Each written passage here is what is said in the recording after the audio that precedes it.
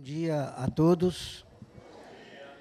É com prazer enorme que eu retorno a esta casa, com alegria, para hoje nós desenvolvermos o tema do que é necessário e do que é supérfluo em nossas vidas. É um tema, para nós que estamos encarnados, bastante importante, porque a maioria de nós enxergamos com muito mais ênfase, com muito mais importância mesmo, as coisas materiais. A maioria de nós temos dificuldade em perceber, em cultuar o que não é material no nosso dia a dia. Damos naturalmente mais importância aos nossos bens materiais, ao alimento, à casa, e às vezes desperdiçamos oportunidades enormes de progresso moral e de progresso espiritual, porque o mundo material parece que nos chama mais. No nosso estágio evolutivo, isso é bastante natural. Mas a doutrina dos Espíritos vem nos dar a oportunidade de meditarmos sobre o que realmente é essencial nas nossas vidas e o que é mais importante durante as horas que estamos acordados ou até mesmo dormindo. As nossas relações afetivas, que são colocadas, na maioria das vezes, em segundo plano, por esta cobrança que o mundo material nos faz de sobreviver, de manter a vida orgânica.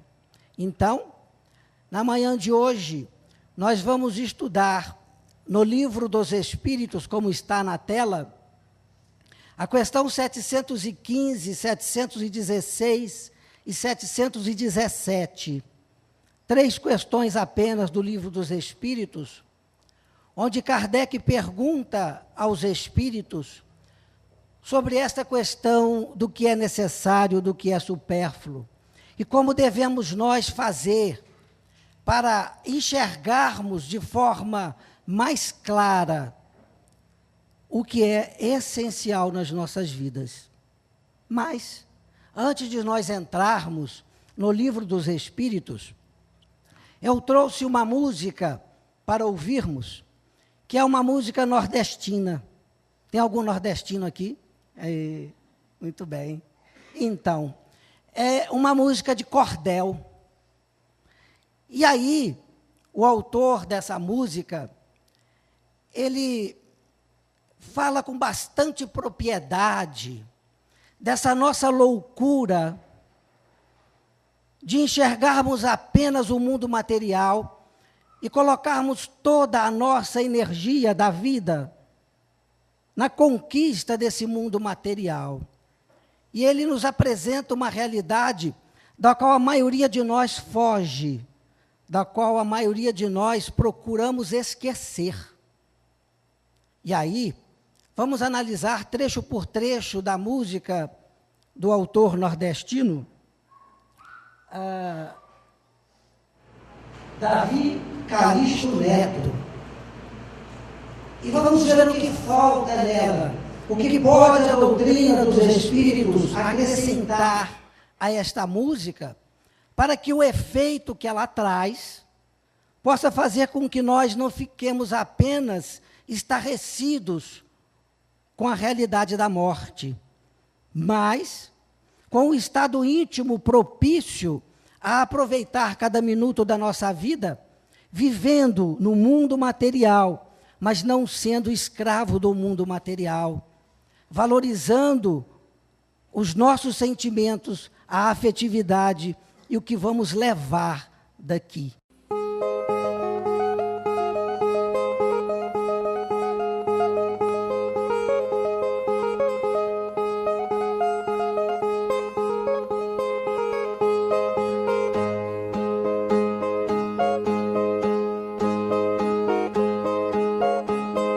Se o final é normal, pra que correr? E se morrer é ruim, mas é comum. Se o caixão vai levar de um em um, e se o dinheiro não pode socorrer, que eu só quero bastante pra comer, pra viver, pra vestir e pra calçar. Mesmo sendo um pouquinho, se não faltar, eu só quero esse tanto todo dia. Pra que tanta ganância e correria, se ninguém veio aqui para ficar?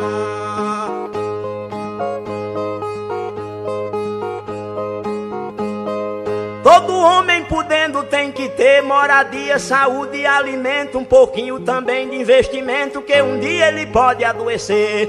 Necessita também de algum lazer para o corpo cansado descansar. Mas tem gente que pensa em enricar, não descansa de noite nem de dia. Pra que tanta ganância e correria, se ninguém veio aqui para ficar?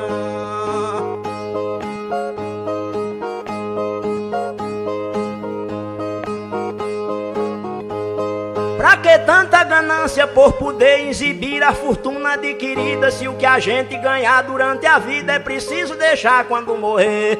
Se na cova não tem como caber e no caixão ninguém tem como levar, lá no céu não tem banco pra guardar o que o morto juntou quando vivia. Pra que tanta ganância e correria, se ninguém veio aqui para ficar?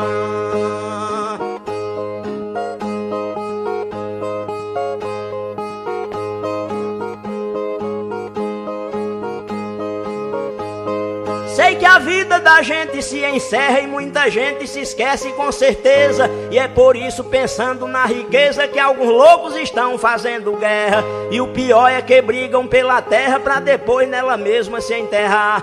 Toda essa riqueza vai ficar e só o corpo é quem vai pra terra fria. Pra que tanta ganância e correria, se ninguém veio aqui para ficar?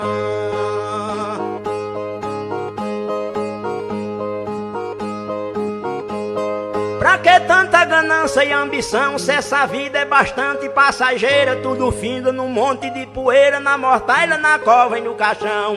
Ninguém pode pedir prorrogação quando o jogo da vida terminar, a não ser uma vela pra queimar. O destino é partir de mão vazia. Pra que tanta ganância e correria, se ninguém veio aqui para ficar?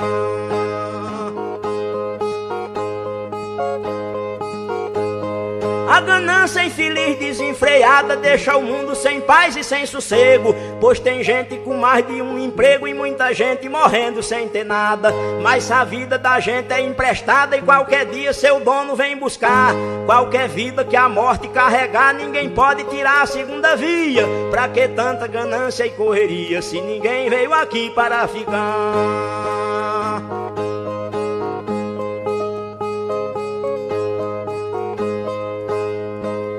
Então, minha gente, esse autor coloca uma realidade que nós fugimos dela no dia a dia e somos absorvidos completamente por esse mundo material.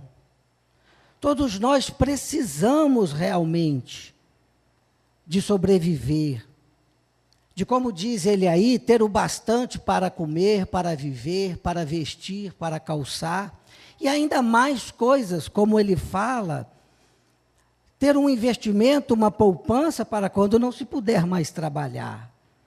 Isto é natural, isto pertence ao nosso mundo. Aonde que estaria o erro? É o esquecer que nós necessitamos apenas do bastante para cada dia.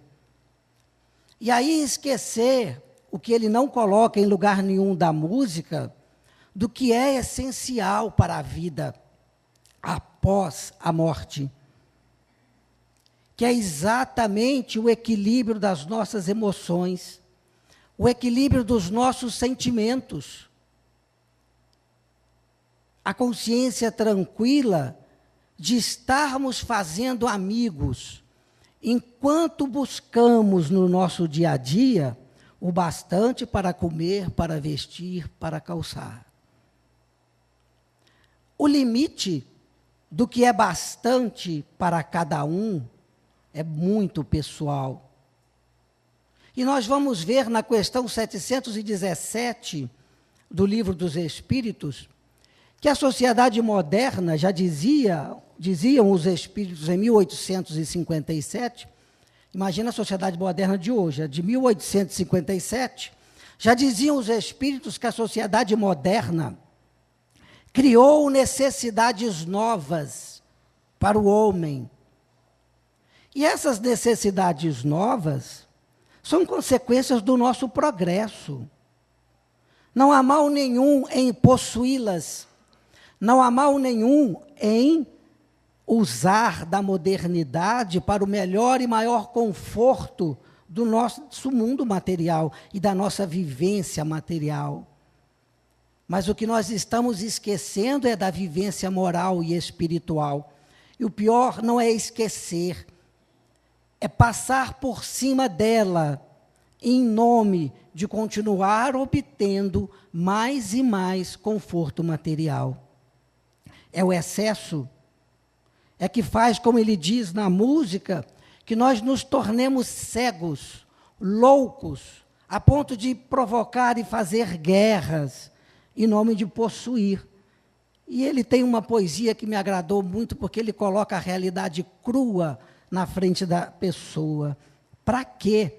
Se a terra pela qual você luta hoje vai ser a terra que vai te enterrar. Então ele nos chama, mas não coloca a esperança, nos chama à reflexão. E a doutrina dos espíritos é capaz de nos colocar essa esperança de que é preciso viver a parte espiritual, moral e afetiva da nossa vida com mais intensidade, com total importância, porque é ela que vai sustentar a nossa vida após a morte.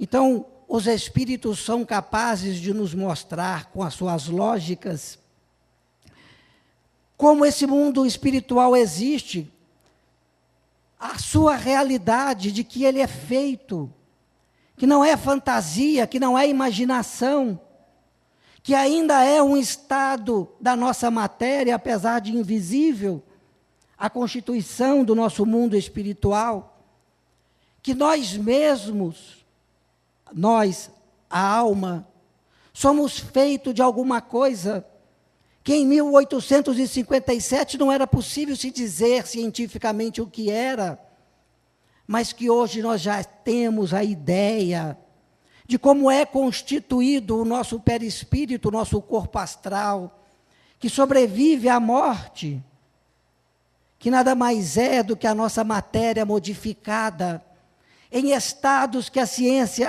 começa a descobrir, estados que aos nossos olhos materiais são invisíveis, mas que os nossos corpos astrais são constituídos das mesmas moléculas e átomos que constituem o nosso mundo material.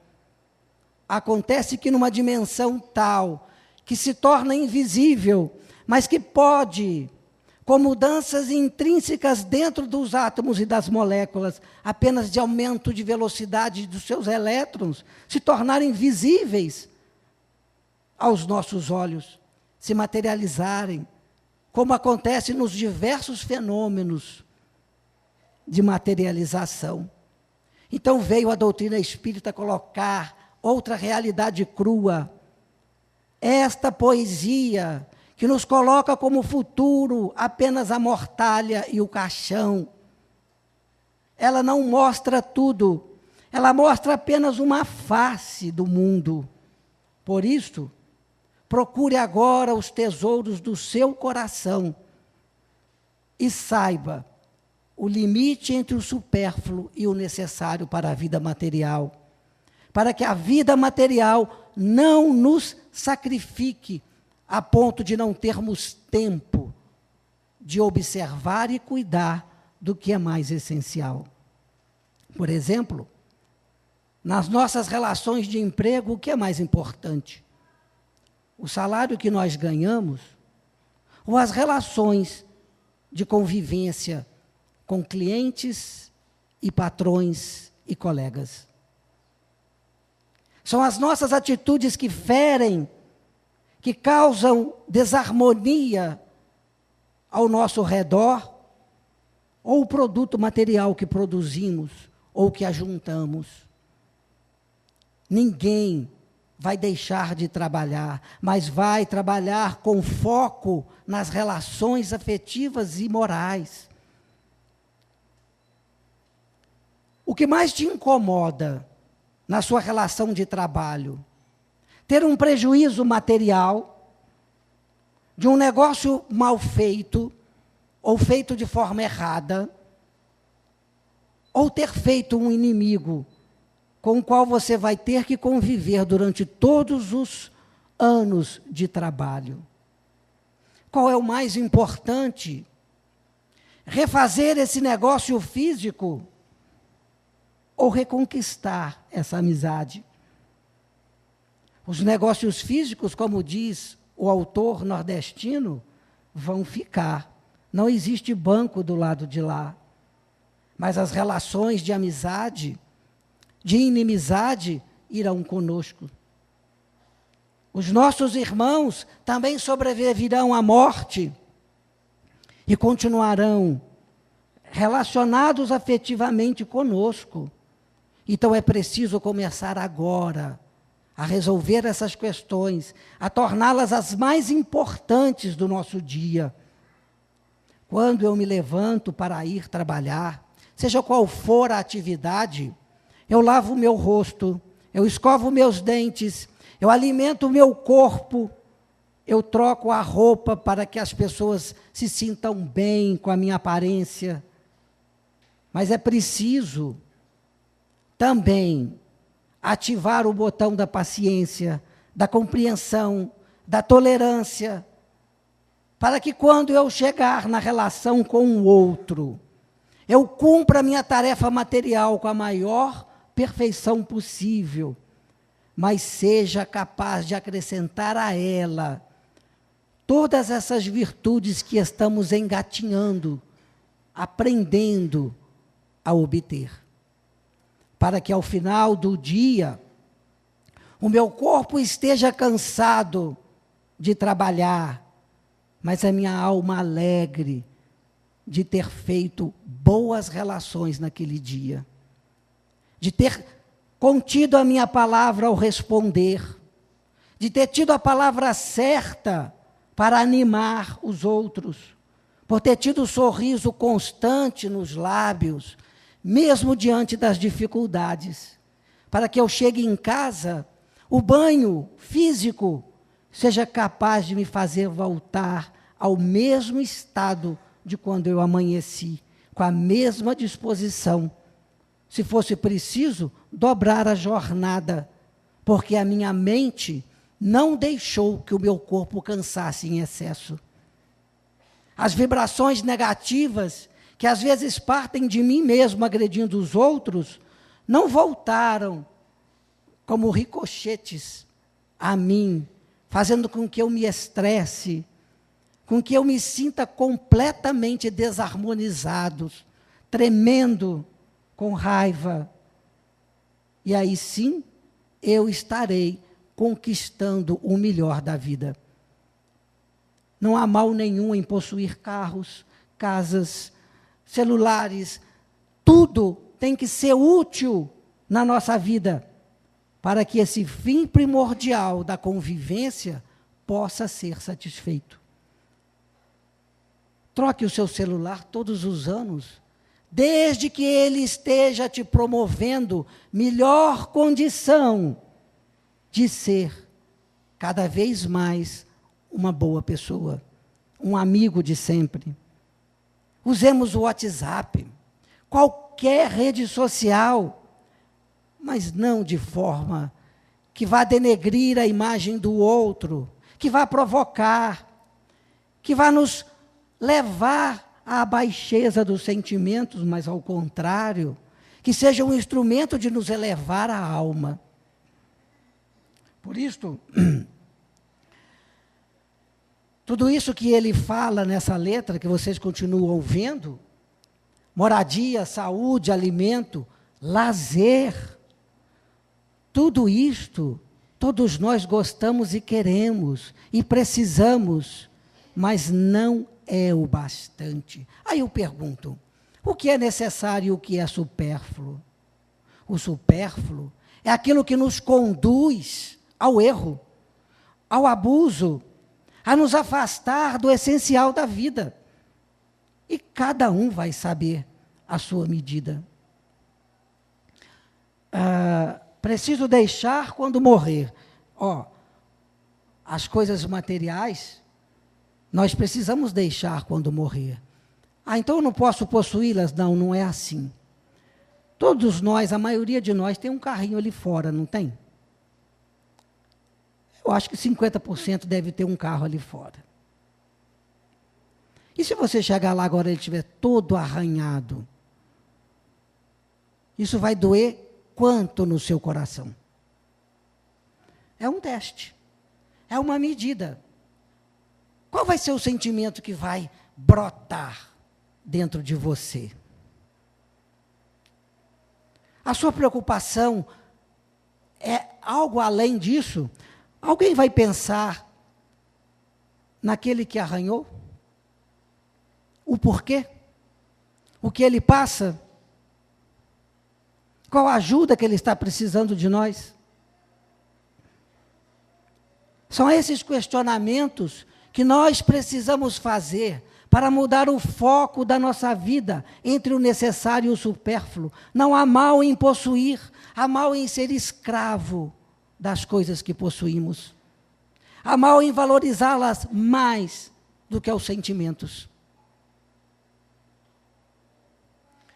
Diz ainda o poeta: pensando na riqueza, alguns fazem guerra. Só o corpo é quem vai para a terra fria. Essa realidade nós sabemos. Por que nós fugimos dela? Da realidade que a morte vai levar tudo. A gente faz de conta que isso não existe. E não tira o nosso foco só de lutar por possuir. Você briga com o seu filho, é natural. Nós queremos o progresso dele. Brigar, quando eu falo, é discutir, tentar ensinar, porque nós não sabemos ensinar sem brigar. Mas é preciso aprender. Mas a maioria das nossas brigas com os nossos filhos são por questões de ordem material. Vocês já pararam para pensar nisso? Quando ele escolhe uma carreira que não dá dinheiro, nós entramos em desespero. Mas é porque eu sei a dificuldade da vida. E que adianta ele ter uma carreira de dinheiro e um lar, onde a esposa e ele só valorizam o material e continuam brigando e não se entendem?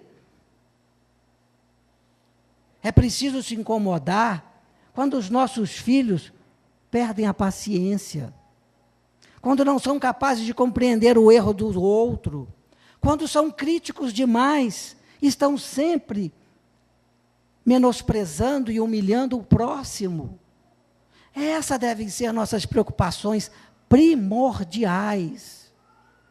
O resto, nós já sabemos demais fazer, meus irmãos.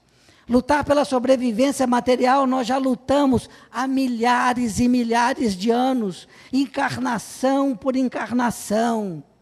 Não se preocupem demasiadamente com o pão que os nossos filhos terão que comer amanhã. Eles vão se virar. Cada um terá na medida do seu merecimento e da sua capacidade, da sua inteligência.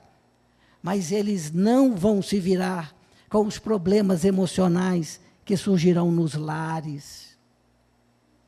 Hoje eu vejo um casal jovem, de 28 a 30 anos, já casados, mas existe na relação deles uma filha da juventude dessa senhora, que aos 16 anos se engravidou, e hoje ela encontra-se com os outros 16 anos.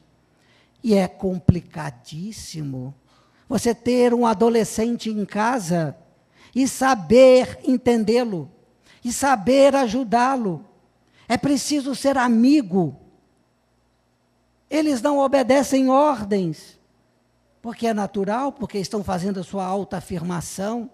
E aí, O que nós ensinamos para os nossos filhos que hoje estão com 30 anos, dessa ciência de ouvir o outro, de se colocar no lugar do outro, que é o essencial para poder ajudar. É preciso ser amigo, se colocar na posição de amigo e não de pai autoritário ou mãe autoritária. E isso não se aprende na escola, se aprende no lar. Mas nós não temos tempo, como diz o poeta, essa ganância desenfreada, este medo que vem não sei de onde, de que as coisas vão faltar, de que é preciso cada vez mais acumular, não nos dá tempo de enxergar que os nossos filhos precisam aprender a amar e que nós precisamos aprender a amar também. Porque as questões mais difíceis que eles enfrentarão não serão da sobrevivência material, serão dessas relações pessoais no lar. Esse casal a que eu me referi, chegou o homem do casal dizer para mim: é impossível, nós só temos 30 anos, nós saberíamos educar um bebê, mas uma jovem de 16 anos que caiu na nossa vida agora, que foi criada pelos avós e agora está obrigada a conviver conosco, a fazer parte da nossa família, eu não dou conta. E a criatura sofre por isto. Sofre muito, porque não sabe como lidar com as emoções. E aí, eu tive a oportunidade de dizer para ele que um dia, a minha filha, aos 17 anos de idade, virou para mim e falou: pai, eu estou namorando e vou transar com meu namorado. Eu ainda não transei com meu namorado, mas nós decidimos que chegou a hora. Falei: muito bem. Você já vive sozinha, já tem o seu trabalho, já faz a sua carreira, já tem o seu salário. Que ótimo. Mas saiba de uma coisa, procure antes um ginecologista, vou te dar aqui o nome de uns 3 ou 4, que é do convênio nosso de saúde, e se instrua. Procure o anticoncepcional correto, porque se o seu filho vier antes da hora, eu não vou cuidar dele. A sua esperança será terminada por um passo errado. Eu não vou cuidar do seu filho para você fazer faculdade. Mas, que ótimo. Já que é assim que vocês querem, que seja. Mas saiba disso. Você me conhece desde criança, o que eu falo eu cumpro. Agora, você realmente gosta dele? Sim. Vão continuar juntos? Eu acho que sim. Tudo bem. Vá em frente. Hoje ela está com 28 anos de idade, casada, não com o mesmo namorado, porque depois ela viu que não era aquilo que ela queria, mas tem uma vida emocional e que quando ela passa dificuldade, ela liga para mim: pai, eu preciso conversar. Eu não me coloquei na posição de pai autoritário, que proíbe, que escandaliza, mas dei a ela sempre a liberdade de me contar todos os segredos da sua vida íntima. E é isso que nós precisamos, nos tornar amigos das pessoas, para que elas nos busquem, para que juntos possamos achar a solução. E isto é o essencial das nossas vidas. Ela fez faculdade de psicologia, mas não quis exercer a profissão. Preferiu ser bailarina e dança. E aí? Passa uma dificuldade financeira terrível. Mas está feliz dançando. Está aprendendo a resolver os seus problemas domésticos mais importantes, que são os problemas da emoção. O que adiantaria se ela fosse uma doutora em qualquer outra coisa e infeliz. Pois muito bem. A primeira pergunta do Livro dos Espíritos, a respeito do que é necessário e essencial ou supérfluo em nossa vida, é essa que está aí. Como pode o homem conhecer o limite do necessário? Nós já falamos hoje bastante sobre isso. E já falamos que o limite do necessário, ele é pessoal. Por que ele é pessoal? Por exemplo, qual era o limite do necessário para a irmã Dulce, na Bahia? Eu acho que o necessário para ela é não perder a oportunidade de socorrer os doentes. Mas o necessário para a vida material era muito pouco. Vocês conhecem a história da cama de irmã Dulce, que era uma cama horrível, um colchão, e todos que iam visitá-la falaram, não, vou te dar uma cama nova. Ela, que bom. Aí ela ganhava a cama nova, dava para os doentes. E continuava na cama ruim dela. Aí chegava outro, nossa, mas a senhora dorme nessa cama, eu vou te dar uma cama nova. Ah, que bom. Eu vou ficar muito agradecida. Aí ela dava a cama para os doentes e continuava na cama dela. Esse é o limite do necessário pessoal de cada um. Porque o que a satisfazia, o que a fazia feliz, o que a movia, não eram as coisas materiais. Odelaine, ela tinha uma disfunção respiratória e ela dormia sentada. E aí? A cama era só mera figura. Mera figura. Mas ela não botava a cama nova, porque ela queria sempre ganhar uma outra para passar para frente. Muito bem. Mas então o que diz os espíritos do limite do necessário? Se o homem pode conhecer esse limite. O pode conhecer é assim, vamos estabelecer o limite, todo mundo só tem isso a partir de hoje? Não. Ele é pessoal. Nós podemos conhecer, mas nós não temos o direito de estabelecer o limite do necessário para o outro. Nós temos que estabelecer o limite do necessário para nós. Porque o limite do necessário para a vida material depende da evolução moral de cada um. Olha a resposta. Aquele que é ponderado o conhece por intuição. Ou seja, aonde está escrita a lei de Deus? Na nossa consciência dentro de nós. E a intuição nada mais é do que a manifestação dessas verdades que partem de dentro para a nossa consciência. Qual a outra maneira? Muitos só chegam a conhecê-lo por experiência e a sua própria custa. O que quiseram os espíritos dizer com isto? Que aqueles que não conseguem, se puder me arrumar uma toalhinha, aquele que não consegue ouvir a sua voz da consciência, ele precisa passar por experiências, olha lá, experiências custosas, difíceis, para que a dificuldade da vida possa mexer com a sua estrutura emocional e falar, para pensar. Você está no caminho do supérfluo, desperdiçando o seu tempo. O nordestino já avisou, a morte vai chegar. E você não terá feito nada para a vida onde não existe matéria igual a essa.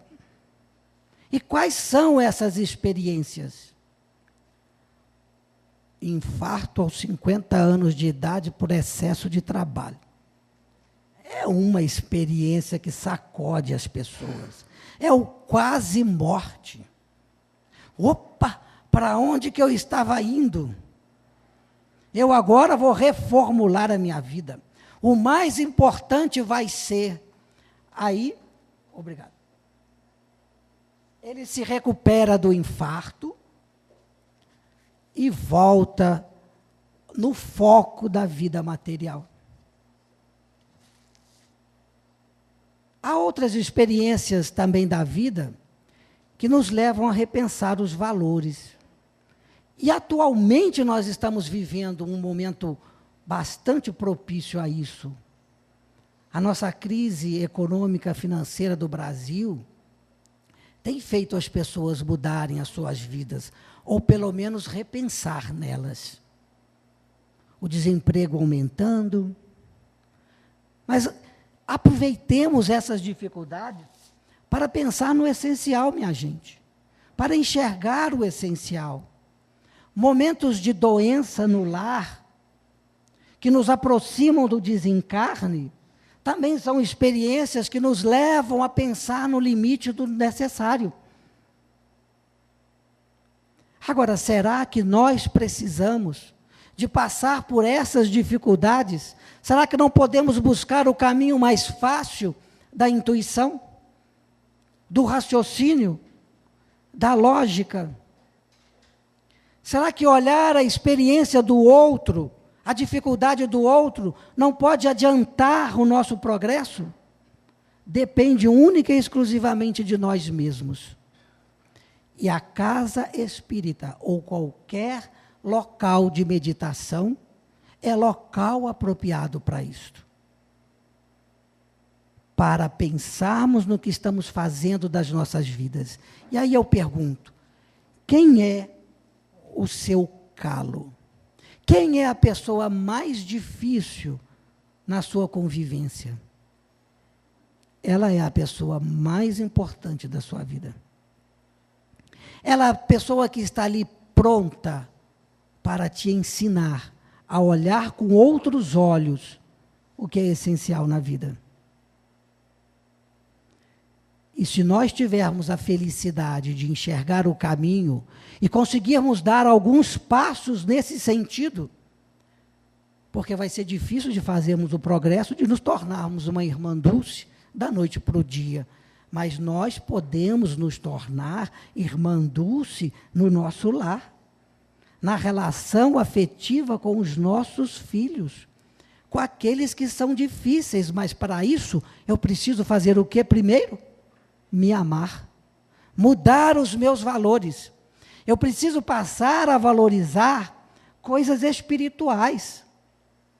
Se eu só valorizo as coisas materiais, que me dão sentimentos de orgulho por possuir, de vaidade por ostentar, como eu vou conseguir enxergar no outro virtudes, se elas não estão em mim? Então, não nos preocupemos em ajudar os outros nesse momento, mas ajudar a nós. Porque se nós estivermos nos ajudando, consequentemente, a nossa visão muda com relação às coisas da vida, e os outros serão ajudados por simbiose emocional. Se eu estou bem e alegre, feliz comigo mesmo, quem estiver ao meu lado vai se contagiar. Ou, pelo menos, vai ter a oportunidade de se contagiar. Então, esta é a primeira pergunta. Como saberemos o limite do que é necessário na vida material? Ou busque a intuição, ou espere as pancadas da vida. Porque elas nos farão pensar. Eu confesso para vocês que aos 25 anos de idade, hoje eu estou com 55, eu tive um episódio na minha vida que foi marco. Eu estava assim no auge da juventude, já ganhando aquele salário que na época era excelente, e eu só pensava em conquistar. Estava recém-casado, 1 ano de casado. Eu trabalhava de 7 da manhã às 11 da noite. E aí, de repente, eu saindo da faculdade com o meu carro, 2 pessoas entram dentro do carro armadas e me sequestram. E queriam fuga porque estavam fugindo da polícia. Olha, eu dirigi 2h30 com essas 2 criaturas armadas dentro do carro. Teve hora que eu pensei assim, será que vai doer para morrer? Porque eu achei que eu fosse morrer. Mas aí então, com a graça de Deus, eu tive a inspiração, a intuição de buscar dentro de mim forças. para encarar aquela situação com outros olhos e não com olhos de revolta. E comecei a conversar durante essas 2h30 com os dois. E aí eles foram entrando num clima diferente da minha conversa, guardaram o revólver. Quando nós passamos no posto policial, ele falou assim, corre, corre, corre. Eu falei, não, calma. Se nós corrermos, vai chamar a atenção e o policial vai vir atrás de nós. Vamos passar bem devagar. Aí ele falou, rapaz, você é inteligente, você podia saltar com a gente.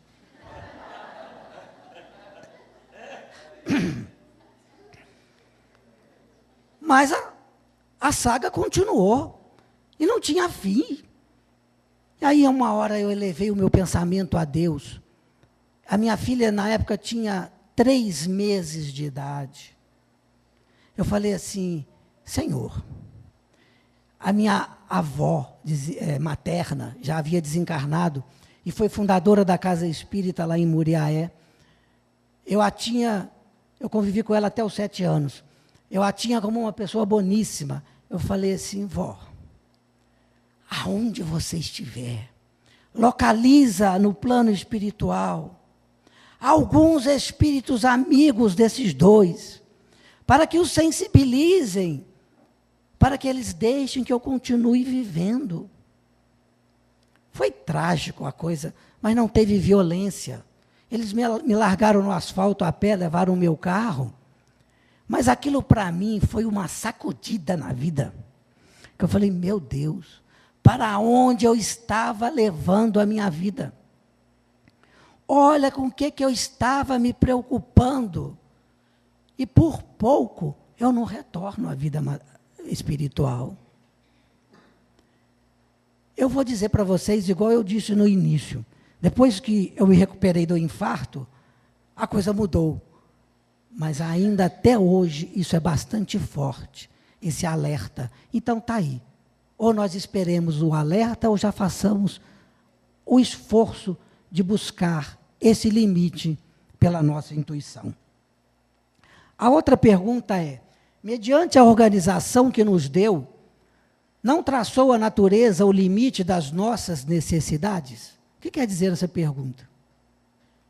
Qual a organização que a natureza nos deu? O corpo. O que nós temos da natureza para viver nesse mundo material é o nosso corpo. Será que esse próprio corpo não já tem nele o limite das nossas necessidades materiais? Tem, mas nós não enxergamos. Nós não enxergamos porque o orgulho e o egoísmo não deixam que nós enxerguemos. Porque o orgulho e o egoísmo geram todas os outros vícios. Mas tem certas coisas que o corpo nos mostra. Experimenta comer demais. Ele grita na hora, que é o limite.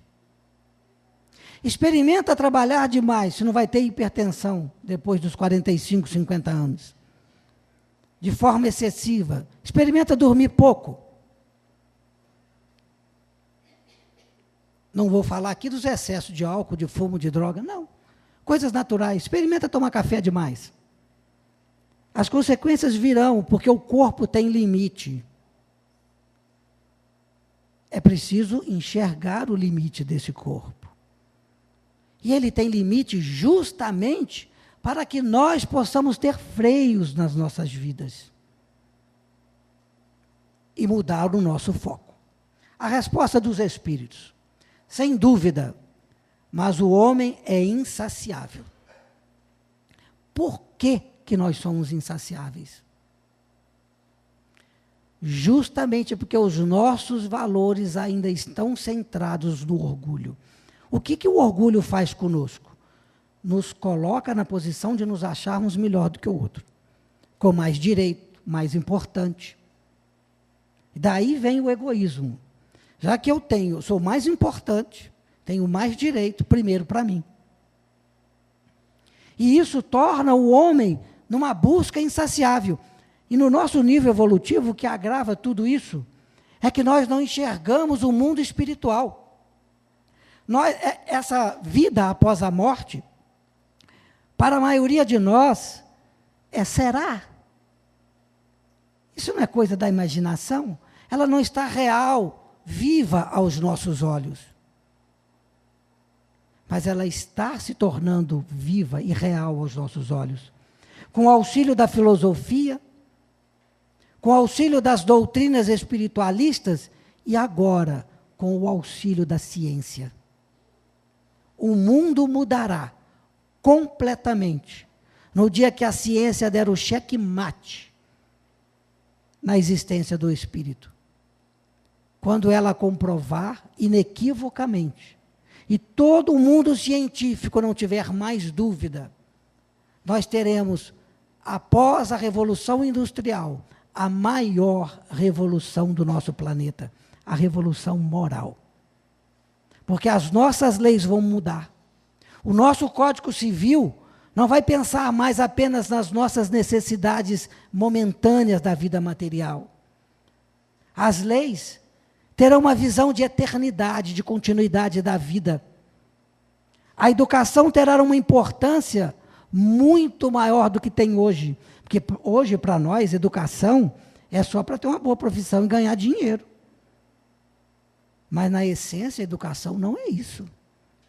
É educar-se para saber, para participar do universo, para ser um homem consciente dentro da estrutura da harmonia do universo. É saber pelo prazer de saber, pelo descobrir, por se tornar uma pessoa mais importante para o outro. Nós não temos essa cultura. Nós, quando pensamos em dar educação para os meus filhos, você deu educação para o seu filho? Ou seja, você ensinou a ele a ganhar dinheiro? É isso que é dar educação. Por isso que nós somos insaciáveis. Muito bem.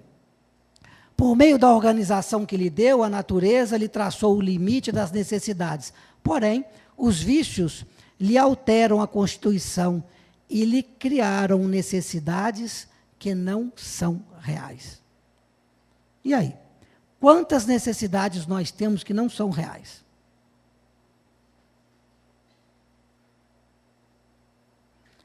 Todas as que vocês pensaram agora já justificaram. Não, mas eu preciso disso, por causa daquilo. Mas pense mais um pouquinho. Imagine você sem o corpo físico. Vou desencarnar amanhã. E aí? O que você está colocando como necessidade real é realmente real?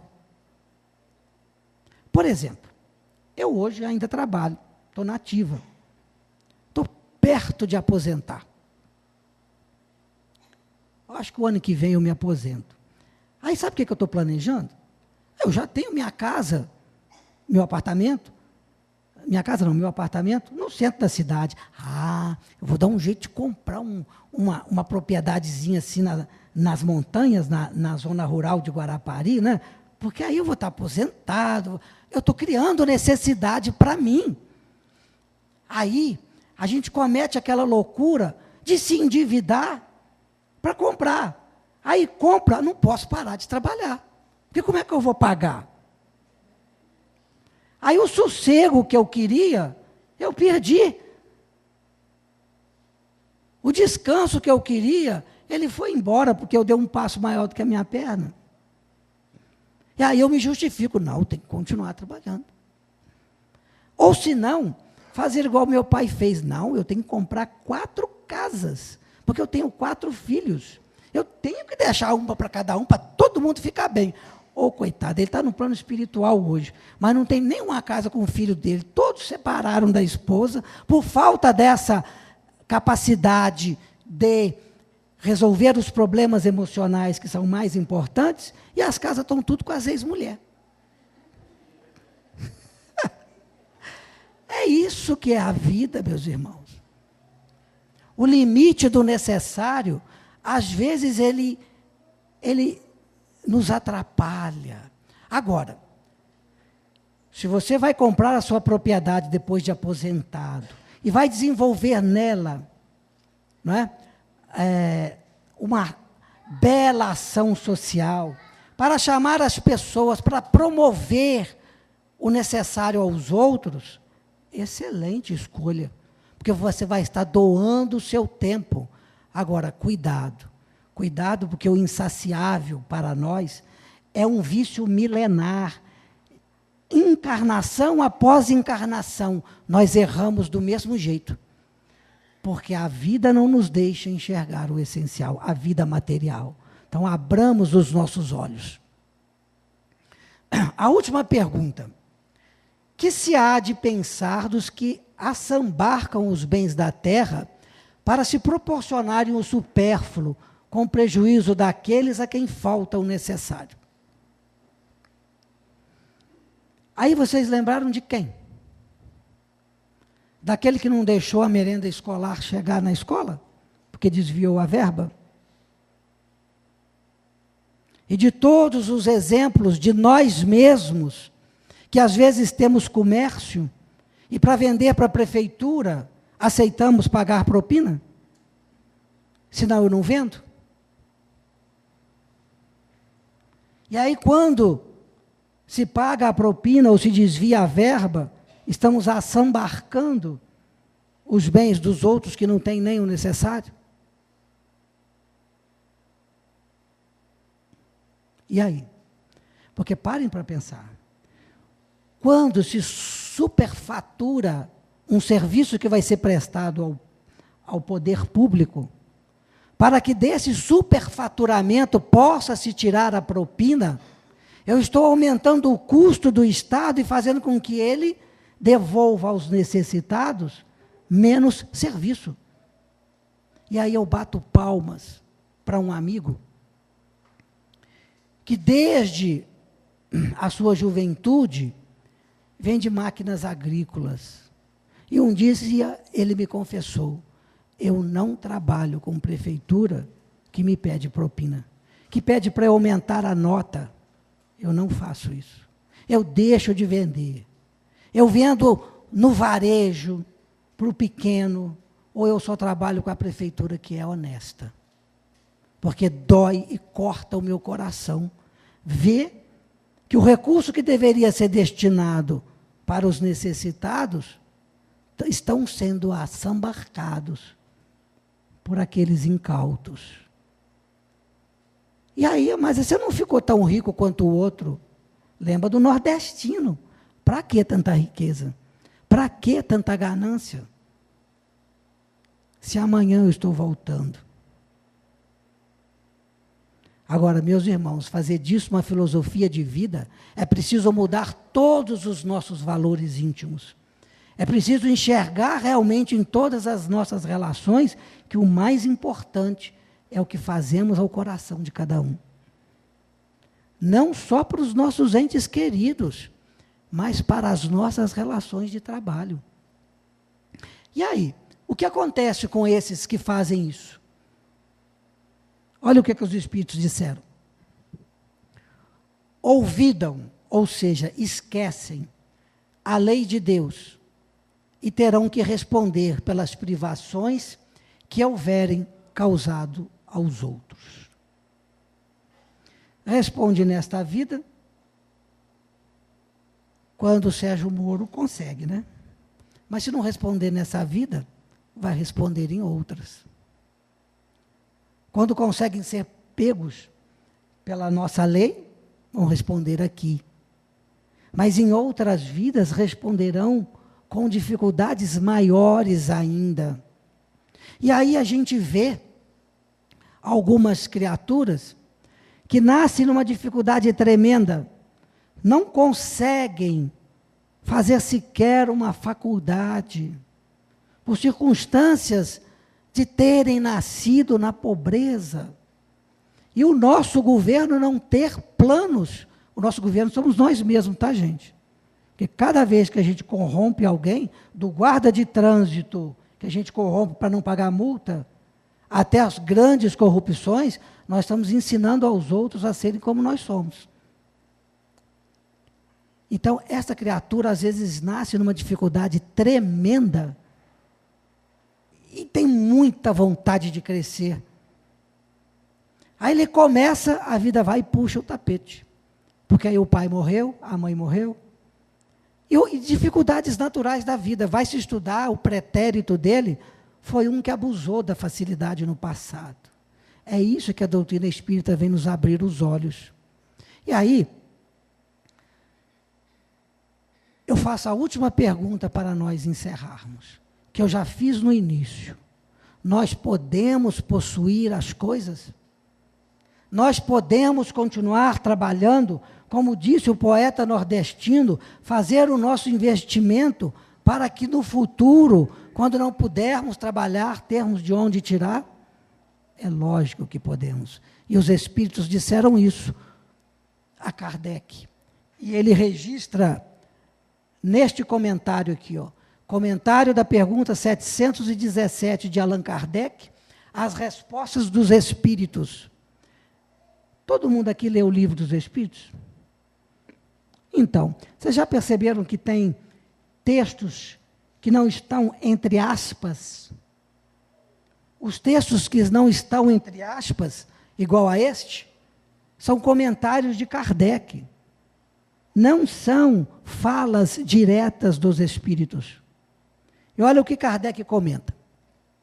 Nada tem de absoluto o limite entre o necessário e o supérfluo. A civilização criou necessidades que o selvagem desconhece, e os espíritos que editaram os preceitos acima não pretendem que o homem civilizado deva viver como o selvagem. Tudo é relativo, cabendo à razão regrar as coisas. A razão pela intuição. Tudo é relativo. A civilização desenvolve o senso moral e, ao mesmo tempo, o sentimento de caridade, que leva os homens a se prestarem mútuo apoio. Os que vivem à custa das privações dos outros exploram em seu proveito os benefícios da civilização. Desta tem apenas o verniz, como muitos há que da religião só tem a máscara. Eu amo a doutrina dos espíritos, porque ela nos dá a oportunidade de não vestirmos máscaras, de não sermos líderes religiosos, de sermos apenas irmãos que estudam, que procuram mudar as suas próprias vidas, para que, ao chegar o momento de retornar ao mundo espiritual, possamos ter levado melhores relações com os nossos irmãos do que tínhamos quando aqui chegamos. Então, meus queridos irmãos, que o necessário e que o supérfluo para cada um seja uma preocupação constante de estabelecer esse limite, mas não procure estabelecer o limite do necessário se privando das coisas, mas sim fazendo das coisas a maior utilidade possível, dando às coisas a maior utilidade possível ao nosso próximo. Para encerrar, eu vou lembrar apenas de Tomás Antônio Novellino. Eu já falei isso daqui de outras vezes. Quem ouviu, ouça de novo. Tomás Antônio Novellino foi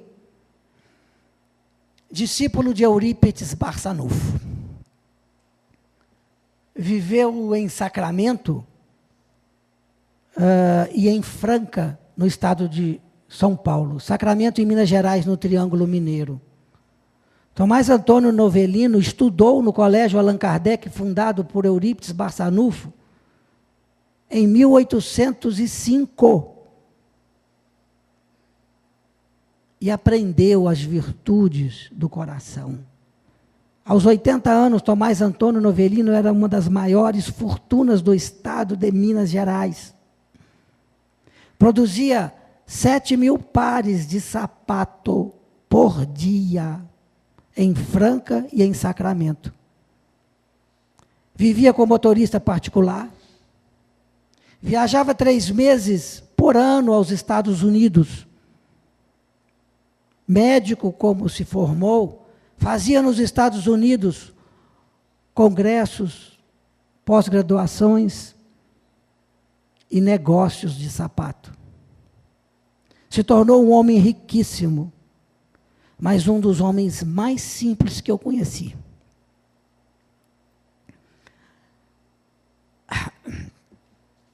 Aonde Tomás Antônio Novelino te encontrasse, ele olhava dentro dos seus olhos e falava com você como se fosse um ente querido seu. Ele se doava totalmente aos outros, não só parte da sua fortuna, mantendo creches e organizações em prol dos necessitados. Em Franca, o seu trabalho ia de creche à universidade, tudo mantido pelas suas fábricas. Mas isso não era o mais importante. Enfiar a mão no bolso e viver apenas do necessário para ele, e fazer do supérfluo que ele ganhava progresso para a humanidade.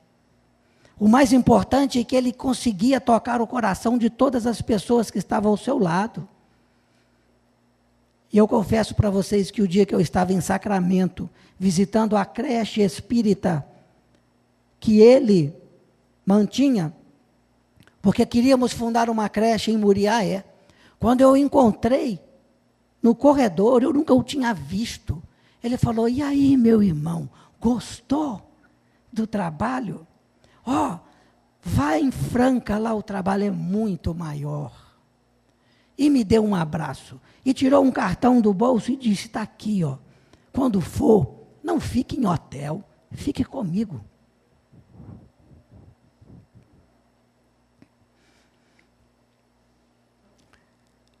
É dessas criaturas que nós precisamos e temos que nos tornar.